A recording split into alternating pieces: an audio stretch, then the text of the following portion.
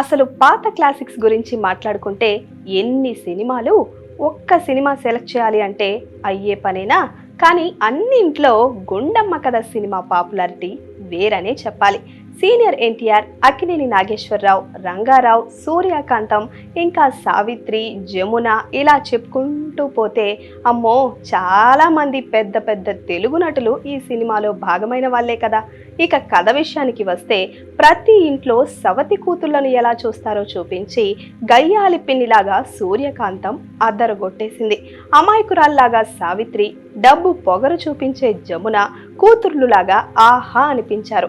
ఇక సీనియర్ ఎన్టీఆర్ అయితే డబ్బున్నవాడైనా తనకు నచ్చిన అమ్మాయి కోసం పనివాడిగా చేరి ఇంటిని చక్కదిద్దాడు. ఏఎన్ఆర్ గురించి కూడా ఉంది. పొగరుబోతు గుండమ్మ కూతుర్ని దారిలోకి తెచ్చి ఓహో అనిపించాడు. ఆఖరికి గుండమ్మ తిక్క కుదిర్చి మోసం చేసే వాళ్ళ నుండి కాపాడి కథ సుఖాంతం చేశారు.